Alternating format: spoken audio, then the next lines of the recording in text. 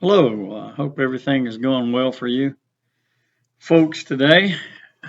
This is the beginning lecture for ethics, MIN 627, and I want to get right into the meat of this.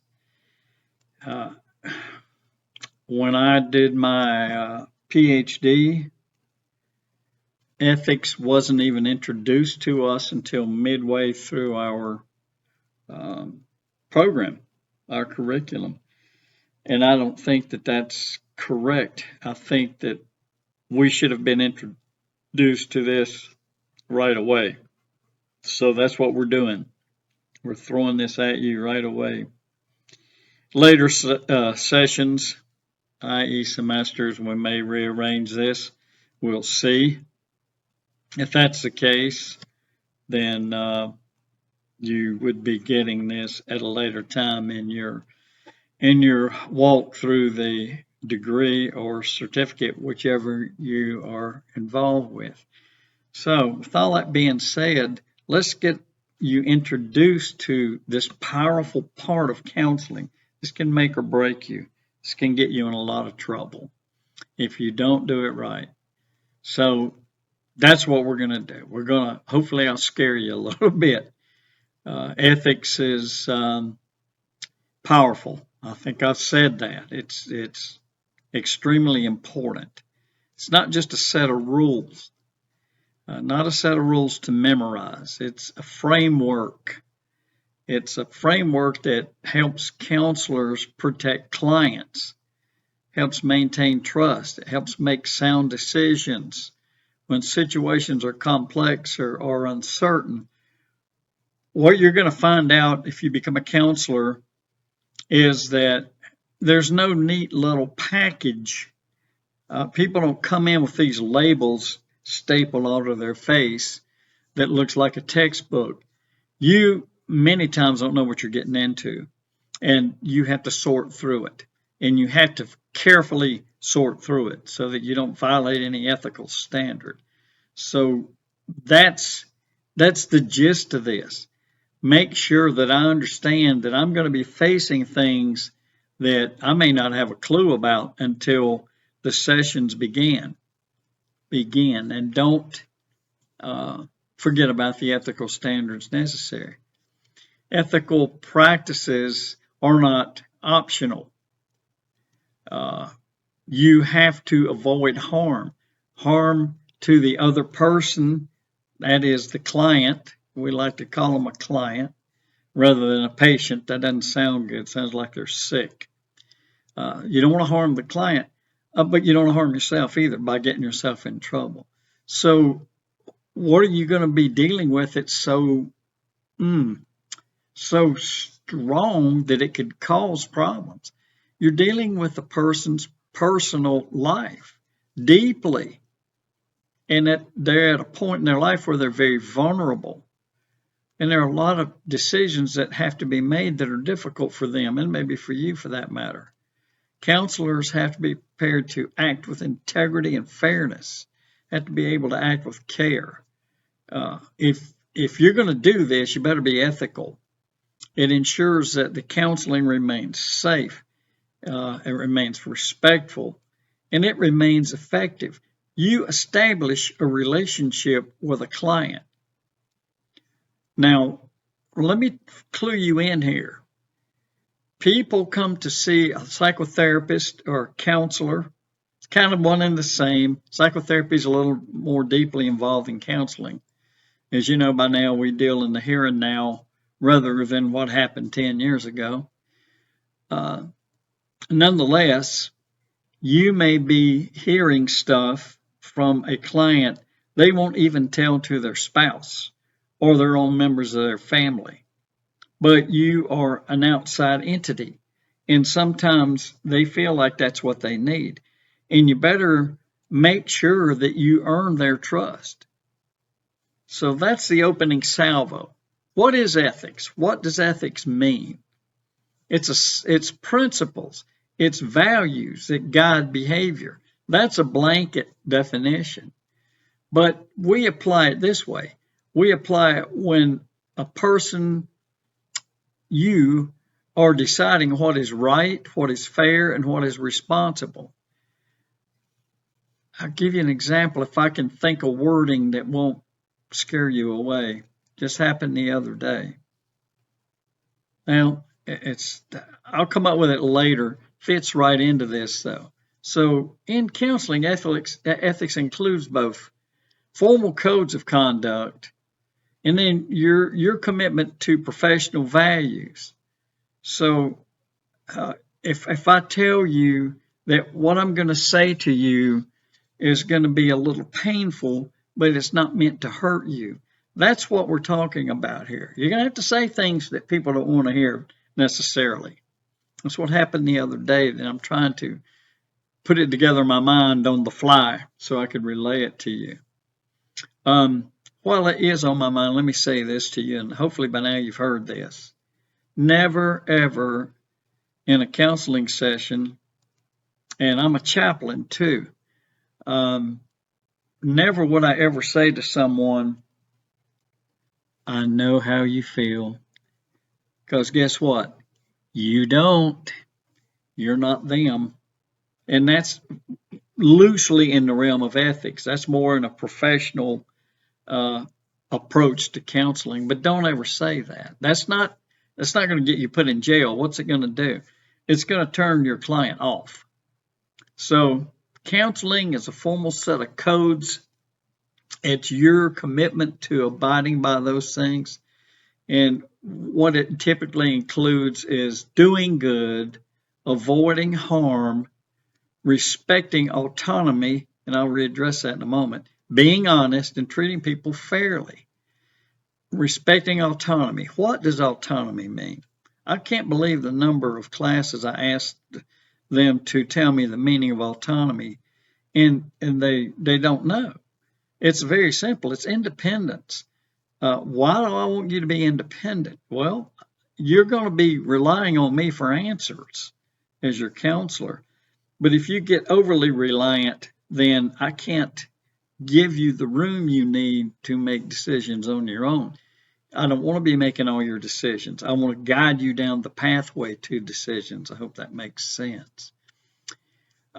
It's pretty useful to distinguish ethics from law. The law tells you what is legally required. Ethics often will ask for more than that. You can act legally but still act unethically if you're careless. Here's something to think about: exploitive, misleading. What are you doing as a counselor if you're doing these things? And disrespectful or disrespectful. I'm telling you, if I came to you and wanted help and I detected any one of these things, I'd get up and walk out. That's not what you're here for. So counseling, ethical counseling, is consistently choosing actions. And what do those actions do? They protect the client's welfare, and they protect the integrity of the counseling profession. I hate it when I see news stories of a counselor or a psychotherapist who's violated something like that, taking advantage of a person who's in a vulnerable situation at the moment. That's pretty low down. That's pretty low-handed. If you think about ethics clearly as being the pinnacle almost, then you're much better off. You can think of it this way. Legal rules set the minimum standard. So you abide by the rule. Speed limit's 55 and you do 55 and a half. Well, okay. Ethical standards define the professional ideal. Do you get that? I want to be a professional at doing this. I don't want to be just tiptoeing down the line. I want to be on the far side of that. And this is a Christian approach, by the way, if you didn't notice. We're not in necessarily, we're human beings, of course, we make mistakes, but we're not in the business of taking advantage of things. At least I hope we're not. We all sin, but that's a different sermon. So ask yourself questions like this. If I'm unsure in a session, trying to maintain the standard, you shouldn't only ask, is this allowed? You should ask, is it appropriate? Is this careful? Am I being careful? Is this client-centered? I had a student many years ago when I taught just psychology primarily, and we covered psychotherapy, the beginnings of understanding psychotherapy, REBT and CBT and some of those other biggies. And this was back in the day when students didn't mind talking in class. And I asked the class a couple of questions and a hand went up. Yes, ma'am. She said, my psychotherapist, the last psychotherapist I went to, failed me. And I said, oh, I'm sad to hear that. What happened? And the student said, I became the psychotherapist. Every time I went for a session, she poured out her problems on me. And it's not necessarily so unethical, it's just not professional. It's not appropriate. So these are little tidbits of information that kind of help guide you through a session. If you have questions, should I bring this up? Can I use my own personal experiences? Gee whiz, it depends. Ethically, yes, but is that really going to be appropriate? Because remember what I said a while ago, you don't know what they feel. I know how you feel. No. Well, you're telling them your personal experience. You're putting them on the spot. You're saying, in essence, you should feel this way because this is how it affected me. No, totally wrong. Ethical doesn't meet the standard. That's just an example of what I'm trying to get across to you. So let's look at some core ethical principles. Several core ethical principles that guide the counseling practice. Beneficence. That's a hard word for you to say. And me too. Beneficence. Means promoting the client's well-being and acting in their best interest. Non-malfeasance. Do no harm. Even the medical profession has that. That requires a counselor to avoid actions, that can injure the client emotionally. What are we dealing with? We're dealing with their emotions. We could damage them psychologically, because counseling is psychology. We could damage them socially. Now, here's a big one. We could also damage them physically. How in the world, Dr. Dasher, are you going to cause somebody physical damage? You ever heard of suicide? You don't want to be saying things to folk. They're going to plant a seed, a negative seed. So that's the hardest part. That's the hard thing. Trying not to make them worse than they already are. We are meant as counselors to help, not create risk. So you bear that in mind, it'll go a long way in your favor. The principle of autonomy. Let's talk about that for a minute. Respecting the client's right to make informed decisions about their own life. You're here almost as an extended coach, I guess is one way to put it. I want you to do this, but you have to make that decision. I coached high school football in Florida, and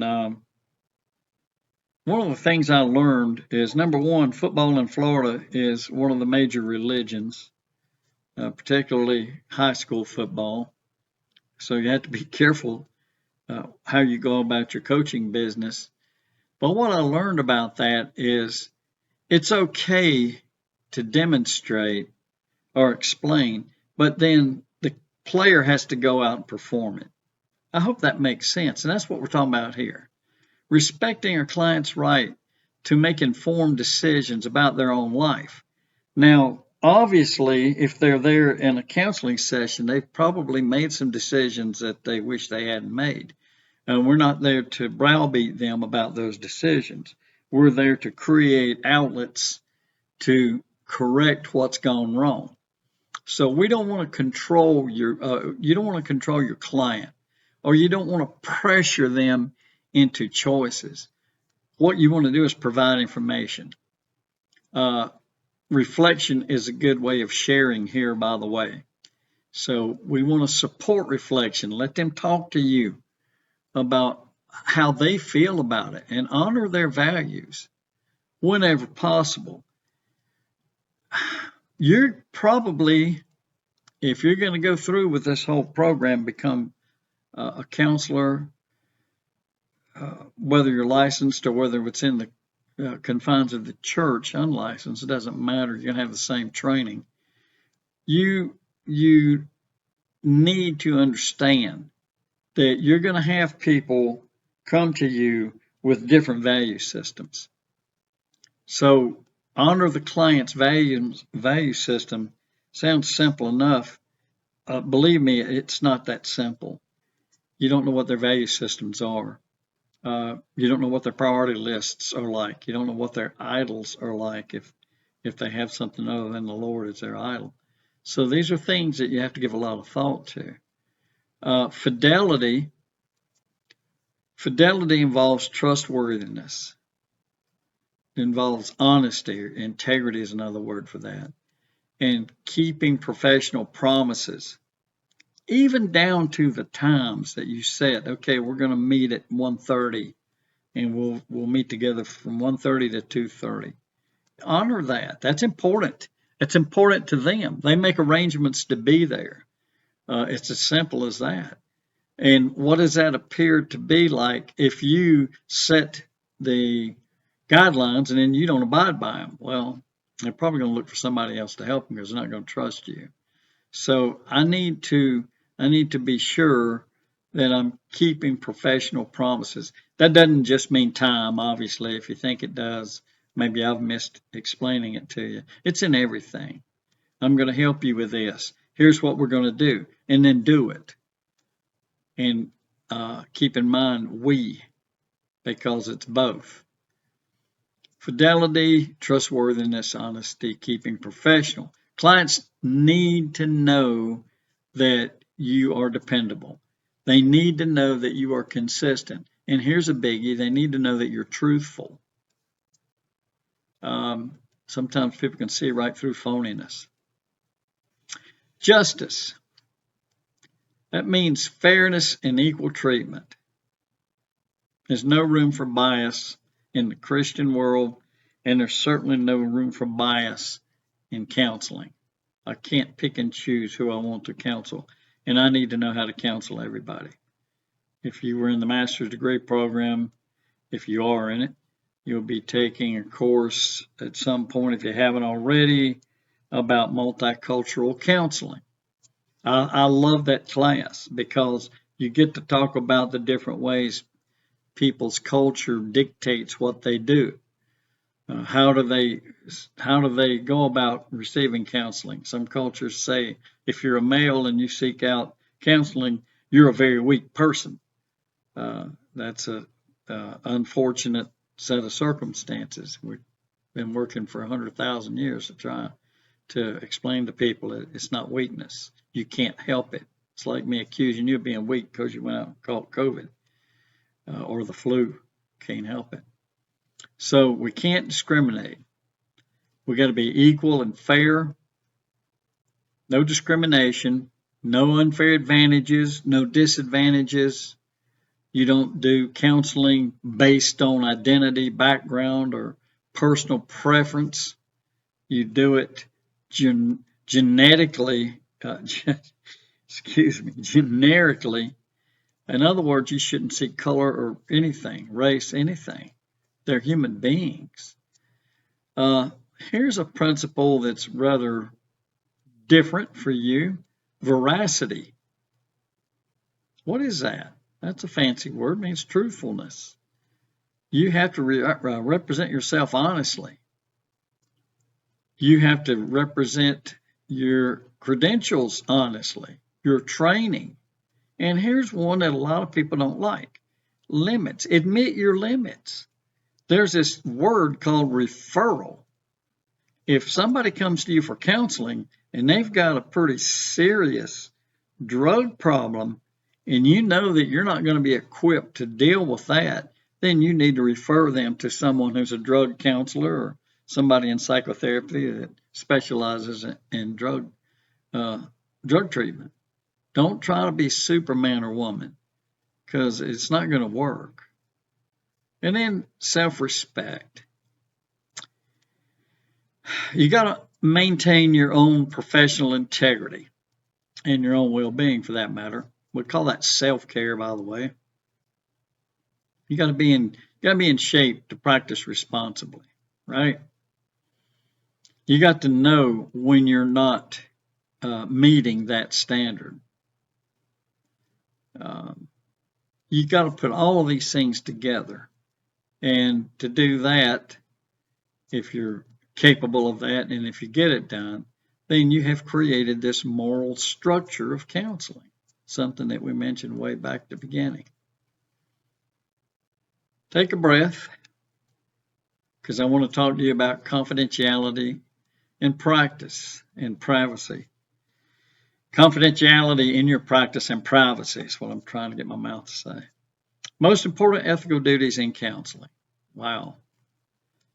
Clients have to be able to speak openly without fear that their private information is going to be shared carelessly.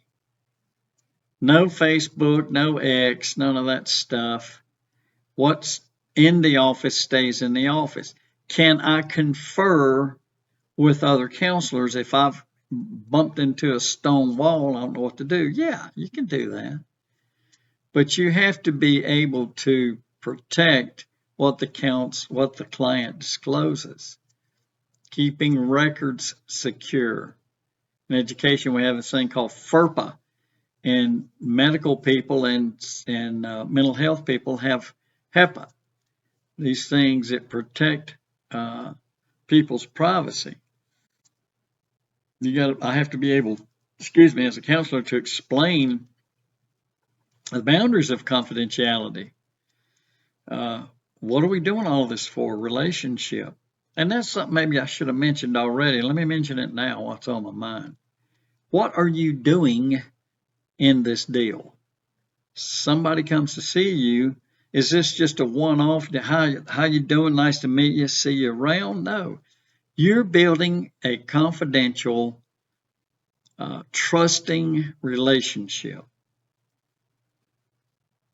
Like I said, they may be telling you stuff, and they most likely are going to tell you stuff they won't even reveal to their own spouse or their own family, close family members. So you have to treat this delicately. The relationship has to be delicate. There are safeguards, by the way, that we may or may not get to today. Confidentiality is not absolute, though. Counselors have to explain exceptions to clients clearly, especially when there's imminent risk of harm to the clients or to others, and that becomes more complicated in abuse cases. Also, they may be there under court orders. So again, you have to make sure you honor those things. Informed consent, which means clients should understand the limits of confidentiality before counseling begins. In other words, things like, look, if we run into a problem here where I need a little counseling myself with fellow counselors to figure out how to deal with your problem, I have the right to do that. And they have to, basically there's a form, and you have to agree. Both parties have to agree. A big mistake is assuming confidentiality is obvious. It isn't. it needs to be discussed. Bring it up. Sometimes the client will. Who are you going to tell? Is this going to stay in this room? Well, yeah, if we can. One problem that we do run into when I did my interns, when I had a bunch of interns a couple of years back, I had an intern class, and one of the things that came up in that was how much sharing could you do? Sharing information with colleagues, with family members of your client, or your own family members, or administrative staff. You got to be careful because there are guides for that, there are ethical standards for that, there are even laws for that. You can't just run around blabbering about what you did today. When I did my interns, we would have a meeting once a week, and I would ask them to please share with us so that we can discuss your activities for this week. But we had to be careful because there was a confidentiality factor there. They couldn't even tell me some of the things. I was their professor. So even though we're in an educational setting, so it's a tricky little slippery slope. You got to be careful about it. Let's give you an example. You have a client comes in and they're having thoughts of suicide. I need to take steps to ensure your safety. Ethical practice may require me breaking confidentiality in a limited way and in the least intrusive manner in order to be able to ensure your well-being. And you better, by golly, document it. That's in the realm of ethics requiring judgment, not just law-abiding. So you got to think outside of the box a little bit, but not too far out, then you get in trouble. Take a breath. Should have brought some water with me. Boundaries in dual relationships is another area that warrants discussion due to the major ethical issues involved with it. Counseling a relationship has a built-in power difference. Who's in charge? Me. Clients feel vulnerable. They may depend on your guidance totally because hopefully they trust you simply because you're a counselor. You got to be careful with that, by the way. So counselors have to maintain clear professional boundaries. You avoid relationships that could blur roles or create conflicts of interest. You come to me for counseling, and we have a session or two, and then I say something like, well, I'm a little tied up next week, but I tell you what, I can meet you at this restaurant. That's a well of a no-no, a big no-no. That's stepping outside the boundaries. That's kind of an extreme case, but guess what? It happens. So you need to be sure that you don't create a blurring of the roles or create conflicts of interest. I'm the counselor, you're the client. Let's keep it at that. Let me piggyback on what I told you earlier. Your client's coming to you telling you things they wouldn't tell their spouse, boyfriend, girlfriend, whatever the case is, and you may be the first person in their life that's actually willing to sit there and listen. Well, guess what? You have to be careful about accidentally sparking some sort of romantic thought pattern in their head. You have to be scientific. Now, you think I'm making this up. This was drilled into us in graduate school about the fact that you are in a unique position in that person's life. And sometimes they think they are falling in love with you because you're helping them. And you may be the very first person that's ever offered them assistance. So is that an ethical thing? You better believe it. Your relationships occur when counselor has another significant role with the client.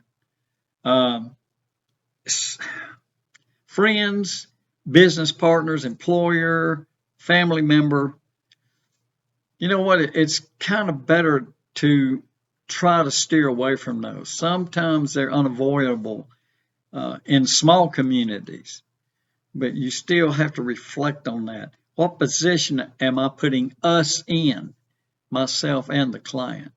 And I guess the key question that would be, will this second relationship, this other than primary relationship, impair my judgment? Will it reduce my objectivity, or will it harm the client? So again, things to consider that maybe you haven't thought about before. Here's some no-nos. Sexual or romantic relationships with current clients are strictly prohibited, and those are probably the most serious ethical violations. Just think about it. Don't need much explanation there. Even if the relationship is consensual, the power imbalance makes genuine consent impossible in a professional sense. So you don't want to do that. You gotta protect clients from exploitation, and you never should ever use your counseling relationship for personal gain. That's a great big huge no-no. Here's some lesser no-nos, but they're no-nos. Boundaries have to include time. They have to include communication. They have to include self-disclosure. There's some things, I'm not going to be able to go through all of those individually with you. Use your imagination. I can't structure time a certain way. I can't communicate certain ways. I can't misuse self-disclosure, so on and so forth. So I should be thoughtful when I do certain things related to those things I just mentioned. Texting, social media. Don't buy your clients gifts. Clients sometimes, once a session is beginning to roll into the termination phase, want to give you gifts. Be careful with that.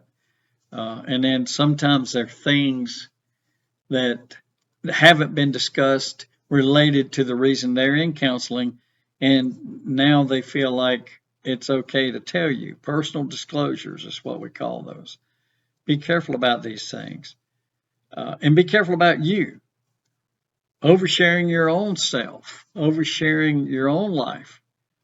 What does that do to the client? Remember that story I told you a while ago about the psychotherapist who dumped her inner feelings onto her client, and the client said sayonara, that's Japanese for goodbye. Don't want to do that. You don't want to use counseling for exploitation, and you don't ever want to use it for relationships and personal gain.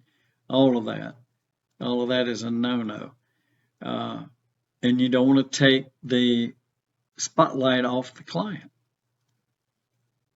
You also don't want to appear to be too distant or too cold. That's not helpful for them at all. Matter of fact, it may make them feel like they're causing a problem when you're a problem. They're a problem for you because you're trying to you're taking time to counsel them. I'm sorry. My computer is beginning to act up. So, counselors must practice within the limits of their competence.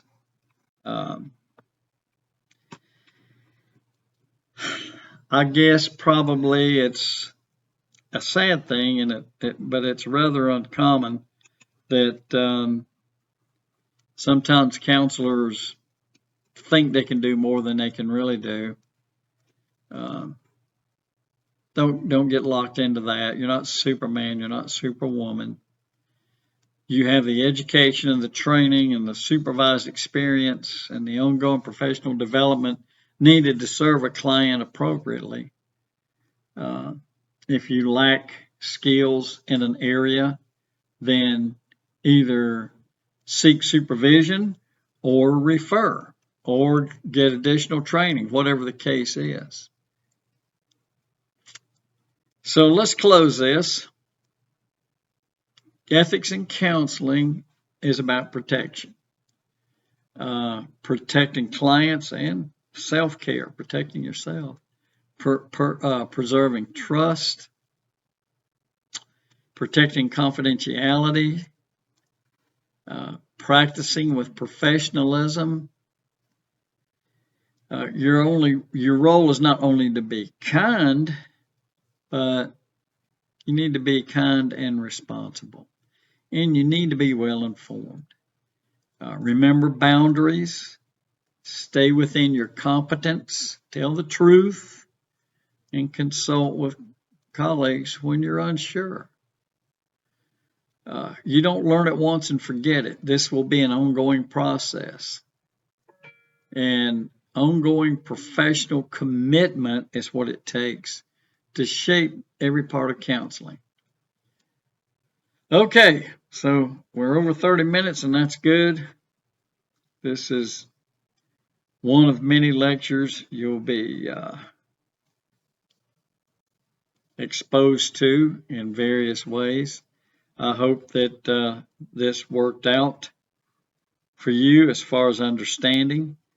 If you have questions, email me right away, and I'll take care of those for you. Have a great day.